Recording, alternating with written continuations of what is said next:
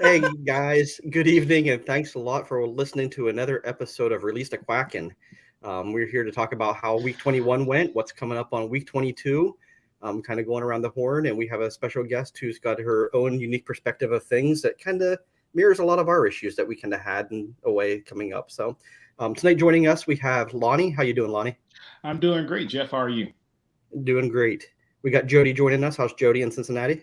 I am hot off the plane from Austin, Texas, and I'm doing great. Sounds good. We got Mean Gene. How's Gene doing today? Woo! Living the dream, baby. Living the dream. You know it. Eating your And our praline. special guest this week, we have Marlessa. How's Marlessa?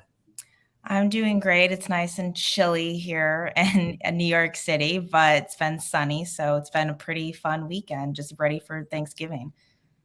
Sounds good. New York City. New York City. Big Apple. Is that a Pace Picante sauce commercial? Exactly. Is that what that was? It was. Very good. Love it. All right. So, Jody, what was on our tap for last week for us dopey people? What did we have? We had the two regular maintenance runs, as I've termed them. I guess that's what they call them. The 45 minutes, and then we had a 7-mile with the Magic Mile. So that it was not a bad week for week 21. That's all that we had. So, how'd that go for everybody? Lonnie, how'd that go for you? Well, it didn't go too well for me. I did the 2 45-minute runs. I had to run off to New Orleans for a bit for a few days. And then I'm going back next week. So I made my mind up that I was going to alter the training plan and do my long runs like my Monday and Tuesday, or tomorrow and Tuesday. So I didn't worry about the 7 miles, but I got the 245s in. Good. Jody, before you took off to your trip to Austin, did you get your runs in? Everything going good for you? Yeah, so it was a little bit weird this week because I'm normally a Monday, Wednesday, Saturday runner, but because of the timing of my trip, I ran my 45s on Monday and Wednesday. I went to Orange Theory on Tuesday, and I did my 7 on Thursdays. So I found all of a sudden I was like, oh, I actually ran 4 days in a row because you run at Orange Theory too. So yeah, they were fine. The temperature has dropped dramatically, so it's quite cold. But I like the cold, so that was good. So it wasn't too bad. So we'll see tomorrow after not running since Thursday how I feel. The cold never bothered me anyway. Oh, I was waiting for it. Good job, Gene. That's a Disney song. Do you know that? I heard it before once. How'd your week go, Gene? I know you're kind of on the mend and getting back into the swing of things a little bit. So what do you got going on? I'm back, baby. I'm back. Not really, but I'm getting back. So after it's been 2 months since a long run and dealing with some stuff, many of us here are dealing with stuff. Just not exactly the same as you, but some stuff. And it's been a whole month since I've done anything, and I ran 5 miles. I walked 5 miles on Monday. I walked 5 miles on Wednesday. Felt great. Walked 4 on Friday and then 8 yesterday. And I feel like $1,000,000. I mean, 22 miles. Is that right? 20. Public school math, 22 miles, I believe. Carry the one. Yeah. Felt really good. So I didn't run much. I ran a little tiny bit just here and there. I just a few steps, just kind of get my legs under me. But I felt great. And I'm looking forward to continuing on and getting as much mileage, getting as much time on my feet in the next, weeks, while building in some recovery and all that in the next few weeks. But it felt good to be back, so to speak. Good. So I know I got my 245s in. Thursday, it took a lot for me to get out. I was trying to talk myself out of it because it was cold and snowy and snow-covered ground. But I went out and got it done. On Saturday, I was kind of hoping it'd warm up a little bit, but it didn't. We had about 25-mile-an-hour wind gusts. I don't mind the cold, but that wind would have been brutal just cutting through. So actual temperature is about 30-some degrees, which is fine for me running, but that wind just was a no-go for me. So I did my 6 miles walking on the treadmill, watching some football games. So could have been worse. Made the time go a little easier on the treadmill that way. So. But I got mine in this week. So, Marlessa, what events are you doing this trip? What's your plan? So I'm doing the 10K and the half. So I've had a very, I think, interesting journey with running. So I like got, initially, like, I think you guys know this a bit, but I got like really into running during the height of the start of the pandemic. And so like early 2020, because I was just kind of casually into it before. And then that inspired me to train for my first 10K, which was just a virtual race, but I got a Wonder Woman medal, which was wonderful, because who doesn't want a nice Wonder Woman medal? Right. I decided to train for a half that I did in New York City. And then my first proper Run Disney half was this past January. And so I just really like fell in love with running, for the physical aspects, the mental and emotional, I think even more so, as we can all relate to, right? Like just the runner's high and just how empowering it really, really feels. And then, but my training, which hopefully this could help some listeners or they can relate to, is that my training this year has not been fully as planned. And that also over the last few years, I've kind of been dealing with some, chronic health issues like vertigo attacks, which for me are essentially a form of migraines, and some other issues, but a lot of very complicated journey that I won't fully get into, but of just, for the sense of time, but not that I don't mind sharing, but that, just really trying to find like what's going to help. And I really like running really kind of kept me going through all that. But at the same time, the last few months, especially as I was really kind of exploring, like, okay, like what is going to help me? What's going to not? And I was just realizing that, some of the physical aspects of what was going on with me, like some upper back, neck, like kind of, if any of you are, familiar with like how trigger points work in the body and if they're like too tight and how that affects things. So it was, a lot of it was kind of coming from that, like those trigger point issues. So I was very resistant to it at first, but a specialist or two I was working with were really encouraging me to like, please take a break from running just to like reassess, because I was also honestly concerned about my form, because I knew I was kind of pulling a little too much from my upper back and not enough from my core, my glutes. So also take that as a warning, listeners, to make sure that you are working on your running form, because that is very important. So I've been kind of for the last more than a couple months, actually, kind of had to take a break from running. And the good side and the bad side has been that it's been helpful. I've been doing other things in conjunction, like acupuncture has been really great for me and some other migraine techniques. And this has been my best fall since having these issues. And it's been amazing because vertigo is really, really terrible. Do not recommend. Anyone that has ever had it, always open to talk about it. But yeah, but with that in mind, it was obviously, very difficult to think, oh no, I can't run. And I think a lot of us as runners kind of deal with this kind of anxiety at times where if we have to take a break, regardless of what the reason is, like if it's you break your leg, that's pretty of a clean cut. Okay, I get it. But if it's a different type of health issue, sometimes there can be more of a mental block that certainly I dealt with, of how like, oh, like, am I still a real runner if I have to take a few months off, right? And the answer is yes, of course you are, because if you think of being a runner as several decades or even a few years of your life, most runners, if not all, have to take at some point a stretch of time off, and you're still very much a runner. But I really struggle with that. I really struggle with, oh no, I'm not really a runner if I'm not running. I'm just looking at my running clothes and I'm not using them as much, or if I'm using them for walking. And even like within that time of that break, I had like a 5K race up in New York City. And that was actually a big turning point for me, because I walked it the entire time and it wasn't really timed, but I'm blanking on the exact number, the exact time. But my time was, I want to say, around like 13 minutes and change, like per, pace per mile. And I just thought, wow, which helps, when you live in New York City and you're used to dodging crowds and weaving in and out at the New York walking pace. I wasn't aware I was walking that fast. I was not tracking it. It was just once I got my final, results. And I thought, because obviously in addition to worrying that, oh no, I'm not a real runner if I'm taking this break, I was also worried about Disney, right? This coming January. I was worried that, okay, I don't want the balloon ladies to, come and get me. I feel pretty good about, like, I guess I could walk the 10K if I really have to, but I don't know if I do this for the half, but I don't know.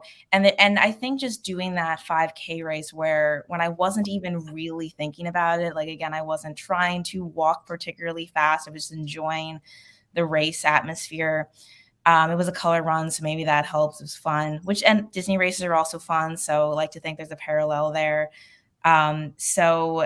And I thought, wow, like if I kind of walked this, and I know it's like just a 5K, which, I shouldn't say that. None of us runners should say that, right? We don't want to say just a 5K. They're all important. Right. But knowing that I was able to complete a 5K just with walking, and that it was a pretty, decently fast pace for walking, it made me feel good that, okay, if I'm actually then training with miles in a non-running way, to supplement, maybe if instead of being upset that I can't run, I just try to find other ways to supplement those miles, then I can hopefully do this. So what I have been focusing on is, I've been getting back into some like strength training. And I've been doing a lot of cycle bar, which is, kind of a nice way to get a lot of miles in without being strenuous on my upper back or neck. And just, doing a lot of what I've, been calling, deliberate walking, because again, in New York, walk a lot, but to like take the time to actually be, okay, I'm walking this amount of miles or whatever. So like this week alone, I had like a really great week because, it can be easy to have an off week or whatever, but this week had a couple cycle bar classes and walked 5 miles yesterday, did a couple strength trainings. So I'm feeling pretty good about that. And I still think I have some worries about how January will actually go, but I'm just, being as positive as I can and knowing that I'm doing what I can. And I think I feel finally better than I did like a couple months ago or so about the am I a runner question. Right. I think the big benefit to you is going down there in January. You've done it last year. You know what it takes. You know you need to get through it. It's not going to be a first time event for you. So you kind of can understand where your body is now heading into January and think, okay, I'm more comfortable this year than I was last year if I would have been in the same spot. Yeah. I think that's the big mental side of that too. Yeah. Yeah. And I think you give some great advice, Marlessa, when you say just give yourself a break. And yes, you're a runner. If you're a walk, run, interval runner, you're a runner. If you're a walker, you're a runner. I mean, you're out there doing more than the people that's sitting on the sofa, right? So when you have an injury like that, and that's pretty serious. I've had vertigo once, and it was due to something in my ear, and I felt horrible until it kind of passed, right? And then it's like, oh, okay, I'm good. So the fact that you had to battle that, and yet you still came through on the other side, that's pretty good. So congrats to you for that. Yeah, that brings up, I wrote some notes as you were talking, and I wanted to ask you, you said you didn't mind talking about it. You didn't want to go into too much detail, and I'm not asking for necessarily detail, but you said something about it, continue to run to kind of keep you going. I want to hear more about that. Why not just take off, if you're feeling bad? What's the purpose for you? What does it do for you to keep going, to keep running, to keep doing something? Right. So that's a great question. So I would say and I think both sides are valid, right? So it's kind of funny that like now, November 2022, I'm like, okay, I'm not running right now to help myself. But I would say 2020, 2021, while I was really dealing with the symptoms being very intense. And for me, the migraine vertigo, the biggest trigger is the shifts in barometric pressure. So like to put it in perspective of how far I've come, like this November has been, knock on wood, everybody, if you have it in front of you, has been really great for me. But this time last year, November was about a dozen plus intense vertigo attacks. And I actually ran my very first half marathon days after a really bad vertigo attack. So I kind of went into that, my very first half, not knowing like, oh, is something going to happen? And I didn't have the tools that I have now. But I think, I would say like I credit the desire to keep going to like, I am a very goal oriented person. I really like having something specific to work to, which is why I think running in general appeals to me, because it's very much like, okay, your goal for the day is to, whether it's, you're completing 40 minutes outside, or you have a specific, this is my first half, or this is my first 10-mile runner, first 3-mile run, whatever it might be. So I think that was like having that kind of routine was very helpful because I while I'm on the break now, I do normally do the Jeff Galloway 3 times a week run walk method, which I really think honestly, like I don't know if I ever would have really gotten into running as much as I have without that, because I always had for several years that idea that, oh, like I'm not a runner, I'd be so slow. But I think as has been the case with a lot of people, the run walk method made me faster. It made me, feel more empowered. So I think it's A, being like that goal oriented personality. But the other thing was that honestly, I really felt like it gave me a sense that there was something in my life that I could kind of control that was going on in my body in a positive way, because while I was kind of still navigating dozens of doctor's visits, dozens of visits, a lot of unanswered questions, a lot of confusion. And, it's obviously really empowering now to have the clarity I do. But at the time it was, okay, I don't yet have the answers of like, I didn't know at the time even that, oh, barometric pressure is a major trigger. I didn't know at the time that it was a form of migraine. I didn't know about the trigger point, like all the stuff that I've learned since that has really helped me. I didn't know that, but I was like, okay, I know that I can do my best to still get out there and run, even if it's, like my 2021 pace, I think was slower than my 2020 pace on Runkeeper. So even if it's slower, even if I have to sometimes cut runs short, I'm still going out there. And I think, and this is just something I like to believe in general. I mean, I'm not going to say I'm perfect at it, but I think that when any of us are going through something really difficult, if it's a health issue or if it's a personal family loss or whatever, and those are those things you can't control, but if you can find something positive in your life that you can consistently do and have that sense of, I think like having control over something can have a bad connotation, but I really mean it in the positive sense of like have control over your exercise routine or your TV watching routine, like really anything that is bringing you a sense of like calmness and joy, I think is really important. So that's my long-winded way of saying that goal-oriented and having that sense of like positive control and consistency. Yeah. That just made me think about how you've gone to Cycle Bar and how you got into that. And that to me seems like a fantastic pivot. I know there are other runners when they're injured, maybe they go to aqua cycle running or they bike or they go to some sort of other thing. So how did you get to Cycle Bar and how do you think that's been helping you prepare to stay with your fitness goals and moving forward for these races? So I got to Cycle Bar because I was trying to think of, okay, like I do use the Sweat app, which is an app for just like a lot of, various workouts and stuff like yoga, HIIT, such. But in addition to, not running right now, I was also like, okay, I don't want to do like intense jumping exercises. I was trying to think what is an exercise class that I can do that doesn't involve a lot of jumping. So you mentioned Orange Theory earlier. I've always been intrigued by it, but I kind of crossed that out in my head because just the intensity of like running back and forth. And I know that they would be understanding, but I didn't want to feel that, oh, I'm going to do Orange Theory and I can't fully do it. And so I just, kind of thought of cycling as a good thing. And Cycle Bar kind of just appealed to me based on the way, I don't know, based on their locations, based on the price point was pretty good. And I liked how it was still a mix of some strength training. Like there was like a 5-10 minutes or so of the class where you are doing some like upper body, trying to like mimic this, but it's actually much harder than it looks because you have this like bar, and it's kind of similar to bar with 2 R's, where it's like the repetitive motion. So it really gets your smaller muscles going. But you're doing those like miles and it's just this very like intense thing. You're still ramping up the resistance.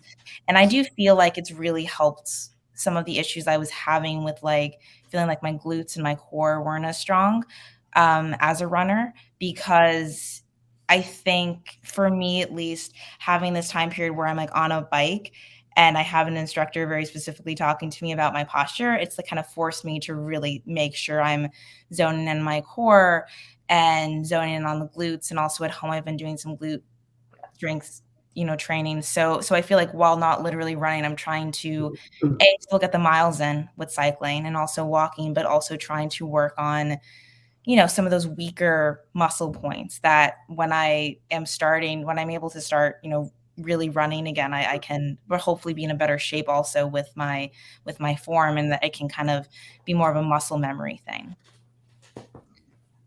So go ahead, Jody. Go ahead. So how do you translate that into you're doing the 10K and the half, so that's a back-to-back. So that's the Friday and the Saturday races. So how do you think, how are you feeling about them? And how excited, what's going on in your brain and coming up with these upcoming January races? So I'm really excited to see all of my friends. I'm really excited to see Number one answer. Yes, absolutely. Yeah, that's the number one thing. But I feel that what's funny is that I feel like maybe it's because I was actively consistently doing the 3 days a week Galloway every week, didn't take really any breaks last year. I was more consistently aware of that date. So I don't want to say I'm forgetting about the race, but kind of like there'll be like a few days or weeks go by, we're like, oh, that's right, I'm running a half in January. Because I know, like with you guys doing Dopey, like how could you not forget it, right? Like you're doing like I think you guys have the mock Dopey coming up soon in your schedule, and like it's like right there, and it's like so there. But then when I think about it, I will say with the 10K, I'm not really nervous at all because I know I can, if nothing else, walk that if I need to or want to. I definitely plan on running at least some of it for sure. But the half, the half can like feel massive, right? And I think it's what you said, Jeff, also is really helping, the fact that I've done it before and I know the course. And also what's interesting is that I think what also helped about January was that when I did the half, I had like a sense of what my expected time was. And my final time ended up being slower because and I was running specifically with our friend Joe Fickus, and also Jacqueline, who's also a member of the the Beer Guest Lizards. And so I think it's just like because of like a mixture of bathroom breaks and stopping for pictures and whatever. Like it's not like, oh, we were running extra slow or whatever. And that giant hill that comes up in the half, I'm like, Joe, I'm not running this hill. We're just gonna walk the whole hill. So it ended up being like a few minutes slower. And the reason I bring that up is because I looked at it when I looked at the pace, I was like, well, like, because they have it that, if you're not running at least, I think it's like the 16-minute or the 15-minute, whatever. But a lot of people end up finishing these races technically with a slower pace than that. It's really just, are you consistently doing the race? Are you doing the miles? Are you staying away from the balloon ladies? So having that is also helpful, like knowing that, okay, I did, even when I was like really trained, I technically ended up finishing this race slower than expected for good reasons. Again, taking pictures, having fun. Bathroom breaks are also important if you need them. So that's also helping, that I think I can do it. I mean, maybe when it gets closer, or maybe the night before, I'll wake up and scream or something. Who's to say? But right now, I'm kind of calm about it. That's awesome. Yeah, I think that's the right way to approach it. Oh, go ahead. Jeff. Last year was your first Run Disney event, right, Marlessa? Yeah, first in-person one, because it would have been a couple years before, but obviously that one got canceled. So I had done the virtual 5Ks, but that was the first in person, which is crazy because I feel that I've been part of like the Run Disney community for years and friends for years. But yeah, that was my first in-person one. So what about that drew you back to wanting to come down and do it again? So something had to bring you into doing the 10K and a half this year from just a half last year. Yeah, I think it's that. It's really just like the bug that hit me of the whole experience of, the friends again are like first and foremost. Like there's something incredibly special about having, I think, this like the type of community of like friends that I've like made through Run Disney, which again, you told me I want to say a decade ago, but even just a few years ago, that, oh, you're going to make a bunch of friends through running, I would say, well, first of all, why am I running? Why am I running? Who's chasing me? Somebody Yeah, behind you. who's chasing? Not only running, Marlessa, but friends you're going to meet through the internet. Yeah. Like that's even scarier, I think. Like that's the part that always, like, what in the world am I doing? I'm meeting these friends, these people all over the country. I'll be honest, that part wasn't scary. I have a friend that I initially liked. She's still one of my best friends. We initially met because we were both huge fans of Hayden Christensen online. So that is so that part wasn't. I hate sand. I'm still a big Hayden fan. I'll defend him any day. I am too. I like him. Anytime. Everyone watch Shattered Glass. He's great in that. It's not the dialogue in Star Wars isn't fault. Anyway, but yeah, I think it was just like the whole experience. Like, I mean, some of it feels a little cliche to say, but obviously, for the half, the feeling of, running down Main Street and the sun isn't up yet, and seeing all the characters and just like I don't know, there's just something really powerful about that, and having that love for Disney and also the accomplishment of the run. But it's really like, I think it's the community that's so great, because there's no, like when I'm like kind of by myself, like for, at home, I really like walking, or when I was, running or by myself. Like I mean, there are people I know that are also runners that live kind of near me, but I don't want to deal with that. I just want to listen to my podcasts or my music. But I really loved, running with people down in Disney, and that's an amazing experience too. And yeah, I just think there's something very, very special about it, that even like the other races I've done, it doesn't compare. Yeah. There's something very unique about it, and I'm just excited to be a part of it. Mm-hmm. Yeah. All right, Jody, your turn. We all know what you're going to ask. My favorite question. To costume or not to costume, where do you fall in the spectrum? Okay, so I usually fall closer to not to costume. But when I did like my color run 5K, I technically wore a costume. There's like a whole tutu unicorn type thing going on. For this coming year, I'll probably do a bit of a group costume for at least one of the races. Don't want to spoil what that is. But I think like for the longer races, I just like for the half, like every half I've done, my number one priority is like, I want to be as comfortable as possible. I want to make sure I'm not sweating I'm going to sweat a lot, right? I'm not chafing anywhere. I want to make sure that these are leggings that I've worn multiple times. I want to make sure it matches somewhat for the camera. Like that's my priority. I have so much respect for the people that go all out. Like I'll pick on Joe again, like all 4 races for Dopey. That's a lot. I mean, the people that hold things while they're running, I mean, I sometimes, will run with a water bottle, and even that kind of bugs me, but I want to drink my water. But it just seems like a lot for me. Like I would rather just have, a nice comfortable shirt and leggings or what have you, I think. I end up carrying Lonnie for every race, and that's just, that's enough to carry. That's its own whole thing. Yeah. I mean, but I'm not heavy. I'm his brother. He's not heavy. He's my brother. You too. Wow. Marlessa is like, why did I sign up when Dean and Lonnie is on here? I should have waited till somebody else was on here. Hey, can I go on? Can I know we don't ever do this, but can I take this off on a tangent? Oh, you never do this. Sure. If I can also rant about Hayden Christensen, why he's great? No, it's fine. I won't do that. So I wasn't making fun. I want you to know. So we're huge Star Wars fans here. So I have no hate for anything Star Wars. People hate on prequels. I don't. I was happy to have them. I'm happy to have any Star Wars content, and I love it. Some is better than others. I love it all, though. And Hayden Christensen was awesome in Kenobi. Amazing.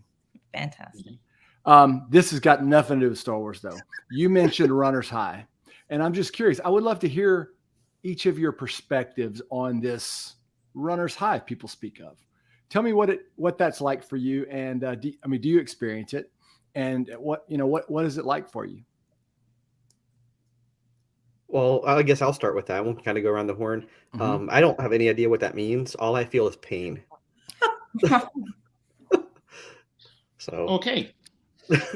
So that's the reason I asked it, because I've heard this my whole, I didn't start, I always hated running it growing up. My story is that I was 35 years old before I ever ran 5 miles. And then the only reason I ever ran any further than that was that this, gentleman, and I don't know where he's on your screen, but he's in the dead middle at the top of my screen, called me and, said, "Hey, let's go run these races." And I'm like, "Dude, what are you talking? You don't even run." And talked me into, these stupid Disney races. I joke. They're not stupid. They're great. They're great fun. I'm glad I do this. But I don't experience a high. I have at times felt really good, and I'll joke and say, it rained. It was 60 degrees. I was going to go 6. I ended up going 10. I never felt a high though. And maybe I'm feeling what people feel as a high, but to me, it's pretty good. It's better than terrible. It made me want to go farther, enjoyed it. I generally feel really good afterwards. I'm glad that I did, a sense of accomplishment, all that kind of stuff. But I personally don't think that I experienced that runner's high. I could be wrong. This is a great topic. I'm glad you brought this up. So because I brought it up, I do experience the runner's high all the time. And I will say that it's the same feeling I now get like post cycle bar. So the way I would describe it is, so I will say that I've never necessarily had the feeling mid run that you kind of talked about. Like if I am planning on, like maybe if I'm planning on 3 miles, I might do 4, but I've never had I'm planning on 6, I might do 10. Like I've never gone maybe beyond an extra mile or 2, but it's something about once the run is done and I'm either walking back home or after a race, I just feel like, I don't know, alpha Marlessa. I feel like the most powerful version of myself. I feel just so, energized. Like because I normally prefer like when I'm running like morning runs, but I would say that especially, just like depending on like schedules, like there have been times where I would do like a midday, like if I was working from home, a midday afternoon break run or an evening run, so we can switch it up. So, but I if it's a morning run, I prefer to run on an empty stomach and before my coffee. So maybe that's also partly why I noticed such a stark difference, that if I'm going out at, really early in the morning, no coffee yet, no food, I'm like, oh my gosh, and why am I doing this again? And then afterwards, I'm just so incredibly happy and energized, even without the coffee. So I don't know, it's a very great feeling. But yeah. Yeah. I think for me, Gene, that is a good question. You go back and you look at it, and I remember doing some research when we signed up for Dopey, and it said 0.01% of the population has done a marathon, right? So you take that and you just say, okay, for Dopey, it's even less than that, right? And it's not as much as, because there's pain, right? But when you finish, I just feel a sense of accomplishment. Yeah. It's something I can say I've done that, I challenged myself and I was able to, complete it and do it. And, so the high for me is just saying, hey, you know what? You trained for something, you're able to do it, you're stuck in there with it, and it's done, right? So, and I find that after every marathon, I mean, usually, like you said, I might limp to the bus or whatever. I remember after our first run, you remember we couldn't even, we struggled to get on the bus, right? But before we some old ladies helped us on the bus. I mean, Gene's right. Some old ladies like, go ahead, baby, you can go. And I'm like, yeah, I want. You can do it. You can do it. I just finished the half, and she's like, good for you. But so you get on there, and then before we was even off the bus, I was already saying, hey, I'm gonna sign up for the for the light side challenge, and for Wine and Dine. So before I even got off the bus, I already had in my mind the 2 next races, and it's because and you know how it is. You sign up for something, you do it, and you're like, I'm a one and done. But you're not. Never doing this again. Yeah, that's the runner's high. Like, you know what? I got to do this again. And that's just how I think about it. And I think I'll just like I want Jody to go first, but I don't want to, there's one thing that I think it's also, like while I was saying earlier, like, oh, like, am I like not a runner anymore? It was also like, it wasn't even so much like it was that, right? But it was also the fact that every time I'm out and I see someone run while on this break, I'm jealous. But it's interesting. It's like I kind of like miss the feeling because like I'm not getting that. So it's just kind of knowing that, oh, I miss that feeling, the pain, and all that. You're giving them salty looks. You're like, Yes, like who do you think you are running? I you're can't. running in front of me. You know I can't. What about you, Jody? Yeah, I think I get the runner's high after races, in particular races that I feel good about, that I feel like I've really accomplished something. But then I also feel like the runner's downs. So maybe a week or so after a race when I was like, that was so awesome. And now I'm just back at training runs, like I kind of also have that like, yeah, we won the championship. And now we don't have another game for another 3 months or whatever. Like Alexander the Great, after he conquered the world, he got depressed because there was nothing left to conquer. Yeah, and maybe back to my like sport. I played a lot of sports and games and stuff, and so we had after the end of the season, you would just feel great, and then it'd be such a long time before you competed again. I don't know, but I certainly don't feel a runner's high every single time I go out and run. I can absolutely guarantee you that. But I will say there are times that I come out of Orange Theory and I'm like, whew, damn, that was good. Like, I just feel like I can take on the universe today. But I think it's like, I'm also the same as you. I like to run in the morning and I like to get up and get my day started that way. I kind of get my blood moving. It just puts me in the right mood in the beginning. If I wait too long in the day, then I don't know. I've had food in me and I'm lazier and I don't feel like doing it. So I don't know. I mean, I certainly don't have it every time though. That's without a doubt. It's not every time. Thanks for playing, everybody. Thank you, Gene. Asking such a good question. I mean, we could write Gene a story called Chasing the Runner's High because he's going to try to experience this now. Maybe. Well, but I do experience what you guys are talking about. It's just not the way I've always heard it described. It's like as you're running, sort of this euphoria. And like, I may or may not have ever experienced anything that, anything that I've been, that I've some kind of euphoria, but I don't experience that when I'm running.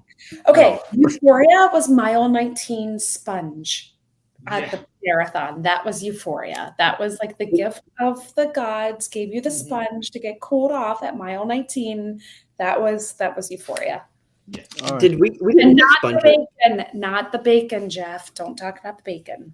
We didn't get sponges. We just got really thick slices of cheese, wasn't it? And not the Milky Ways. The Milky Ways was not euphoria either.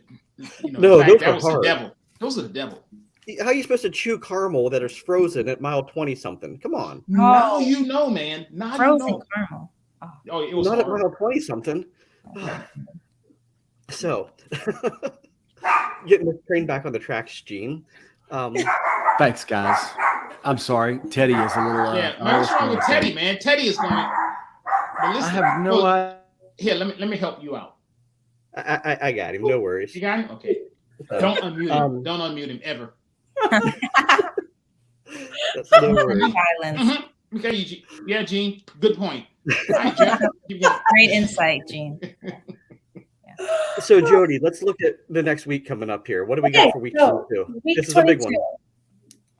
This is Happy Thanksgiving week, everybody. This is make sure you enjoy your turkey because you're about to go off and get some miles in this week.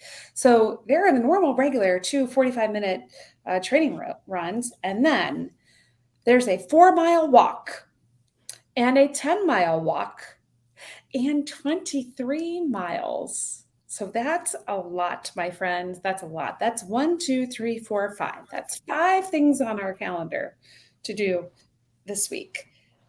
And for some of us, host and cook Thanksgiving. So it's a lot of fun. It's a lot of fun. Week 22 is all about the fun. And it's only 6 weeks left. We have 6 training weeks left. Now I'm going to start stressing about the half because I was like, oh. You're welcome. Thank you. Oh, 6 So, weeks. anybody else have questions for Marlessa before we hop off here for the evening? Anybody else have anything? Well, Marlessa, I think you just, I'm glad you told us your story and talked about your perspective because we're going to be no less excited to see you at the start and the finish line, right? So your journey's been different. You're not necessarily looking at the same plan and checking off the same boxes and saying, this is how I'm getting there, but you're getting there, and you're going to put one foot forward in front of the next, and you're going to be there at the start and the finish line. And we're going to be excited to see you and celebrate with you. And I mean, that's what it's all about. No matter what you have to do to get there, we all get there, and we get to spend time together and enjoy the friendship. So thanks for telling us all about your journey, because I like your perspective on it and the uniqueness of it. I appreciate it. Yes. Yeah. Thank you. Yeah, I loved being Thank on you so here with much. you guys. And that's the thing. I mean, we've said this how many times in the last few weeks that you won't get through this training cycle unscathed. I mean, this is 6 months of training, 28 weeks. You're going to have ups and downs in life. You're going to have injuries. You're going to have things. It's just reevaluate, readjust, plug through, and see what you do. And when you get there, the friends will get you across the finish line. So, but well, if nobody else has anything to add here tonight, on behalf of the Ducks, we appreciate you coming on, Marlessa, and talking with us and giving us your perspective and telling your story about things. And everybody remember that forward is a pace. Have a good day, everybody. Thanks, everyone. Good night, everybody. Good night. Thank you. Ha! I unmuted myself. How